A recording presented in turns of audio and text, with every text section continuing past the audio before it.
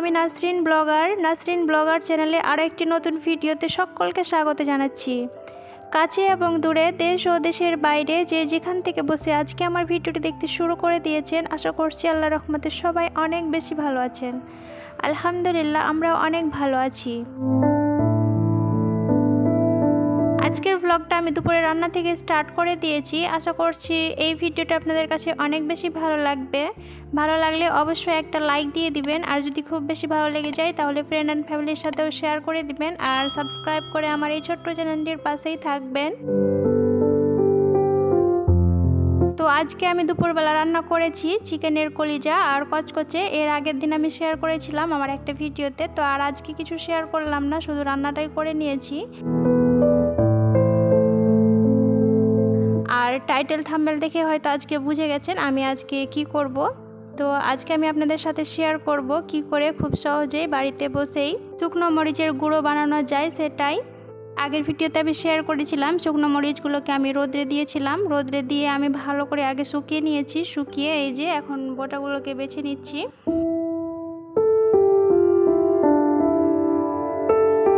আর সবগুলো বোটাকে বেছে নিয়েছি। তারপরে এই যে চলে এসেছি হচ্ছে কিচেনে, আর এই তো এসে একটা কড়াই বসিয়ে দিয়েছি। কড়াইটা গরম হয়ে গেছে। এবার আমি মরিচগুলোকে হালকা হালকা করে এখন ভেজে নিব।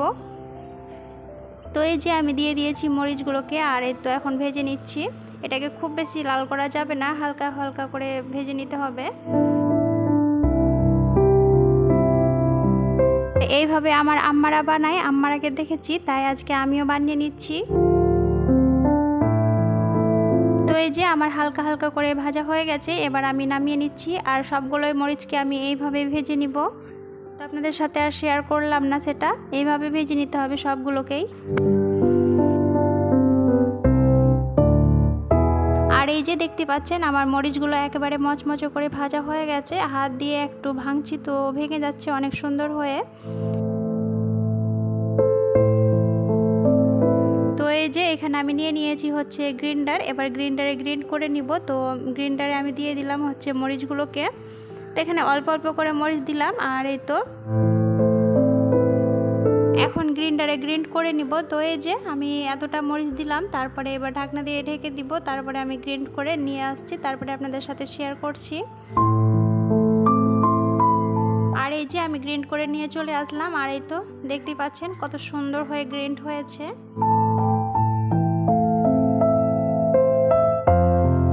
আর এই যে কত সহজেই শুকনো মরিচের গুঁড়ো বানিয়ে নিলাম আমি বাড়িতেই বসে বসে। তো এইভাবে আপনারা অবশ্যই একবার ট্রাই করে দেখতে পারেন, খুব সুন্দর হয়েছে কিন্তু আমারটা। আর আমি তো ভাবতেই পারিনি আমার কাছে এতটা সুন্দর হবে। আসলে আমি এটা প্রথমবার বানাচ্ছি, এর আগে আমারাই বানিয়েছিল, আমি তো বানাইনি। তো আজকে প্রথমবার বানিয়েছি, কিন্তু অনেক সুন্দর হয়েছে, আমি তো অনেক খুশি। তো এইভাবে আমি সবগুলোকে গ্রাইন্ডারে গ্রাইন্ড করে নিব।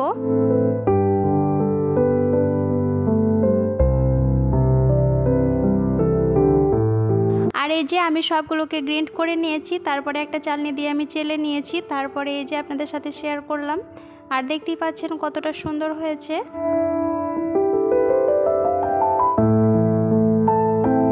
আর এই যে এই কৌটাটায় আমি মশলা রেখেছিলাম, মশলাটা তো যেহেতু শেষ হয়ে গেছিলো, আমি কৌটাটাকে ভালো করে পরিষ্কার করে রেখেছিলাম। আর এই যে এখন আমি রেখে দিচ্ছি এই কৌটাটাতে।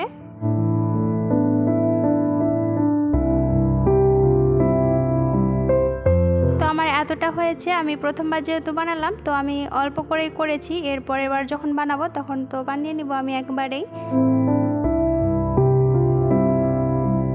তো এই যে এই কৌটাটাতে আমি শুধু মরিচের মশলাগুলোকেই রাখলাম। আর এই যে এখানে দেখতে পাচ্ছেন এখানে হচ্ছে আমার সব রকম মশলা থাকে। তো আমি এই সব রকম মশলাগুলোকে আমি এখন একসাথে রেখে দিব, একসাথে মিক্স করে রেখে দিব একটা কৌটোতে। তারপরে ওখান থেকে আমার নেওয়া সুবিধা হবে।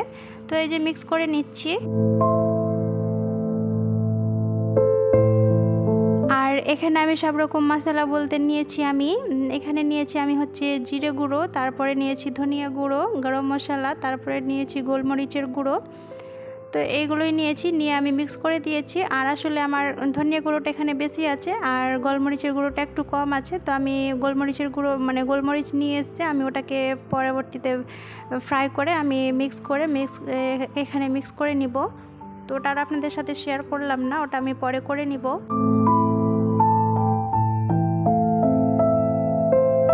আর এই যে মশলা বান্না আমার কমপ্লিট হয়ে গেছে। তারপরে দেখতে পাচ্ছেন কতটা বাসন জমেছে। তো এই বাসনগুলোকে আমি এখন রেখে দিচ্ছি, আমি ধুয়ে নিব।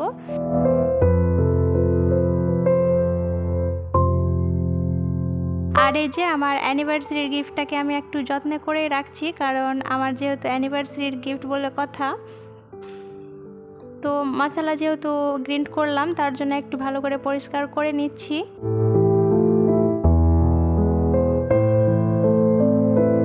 তো এখানে আমি একটা হালকা কাপড় নিয়েছি, একবারে নরম কাপড়টা দিয়ে আমি ভালো করে পরিষ্কার করে নিচ্ছি। আমার এই গ্রিন্ডারটা না অনেক ভালো, ইউজ করতে কিন্তু অনেক ভালো লাগছে।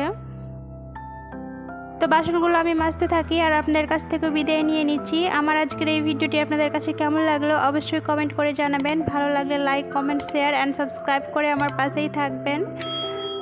আর আমাদের জন্য অনেক অনেক দোয়া করবেন। আল্লাহ হাফেজ, আসসালামু আলাইকুম।